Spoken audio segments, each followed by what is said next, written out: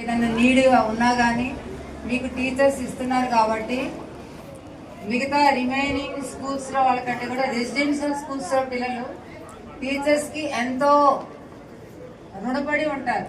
అవునా?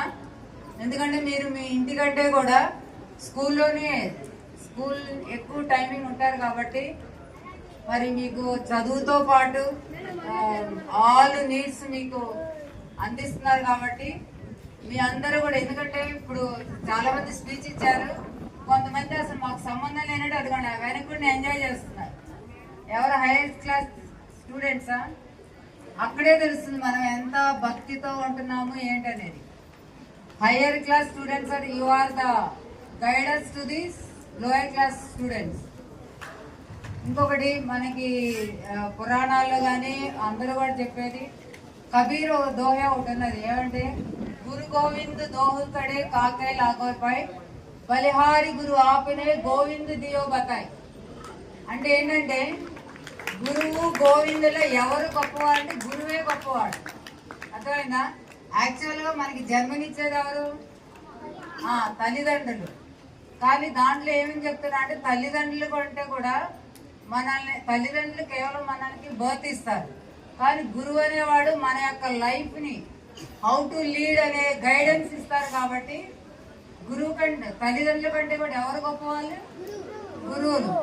కాబట్టి ఈ రోజు నేను గమనిస్తాను ఎవరు ఏ విధంగా గురువులకి, ఇక్కడున్న గురువులకి రెస్పెక్ట్ ఇస్తున్నారు అనేది. రెస్పెక్ట్ అంటే ఏంటి? దట్ మీన్స్ మీకు మీ టీచర్స్ చెప్పేది ఫాలో అవ్వకుంటూ మరి ఎవ్రీడే వాళ్ళు మీకు స్టడీ అవర్స్, డే స్టడీ అని, నైట్ స్టడీ అని, ఇంకా ఎన్సిటి అని ఇలాంటి డ్యూటీలు ఎవరు కూడా చేయని డ్యూటీలు రెసిడెన్షియల్ టీచర్స్ మీకు చేస్తున్నారు. కాబట్టి అలాంటి డ్యూటీలు చేస్తున్నప్పుడు వాళ్ళు మీకు ఎంతో ప్రతి అవర్ కూడా ఎంతో గైడ్ చేస్తున్నారు, ఎడ్యుకేషనే కాకుండా మిగతా టైంలో. మరి దాని యొక్క ప్రతిఫలము ఎట్ లాస్ట్ మీరు ఎప్పుడు చూపించాలి? రిజల్ట్ టైంలో చూపించాలి. అవునా? కాబట్టి మీరు ఆ విధంగా గురువులని రెస్పెక్ట్ అనేది ఏ విధంగా ఉంటుంది అనేది మీ యొక్క లాస్ట్ రిజల్ట్లో తెలుస్తుంది. మనము ఇక్కడ ఉన్నంతసేపు అక్కడే కాదు, బయటికి వెళ్ళినా కూడా ఇక్కడ మనం ఈ స్కూల్ నుండి స్టెప్ అవుట్ అయిన తర్వాత కూడా ఎక్కడా కూడా మన ఎంజేపీ స్టూడెంట్స్ అంటే ఎలా ఉండాలి?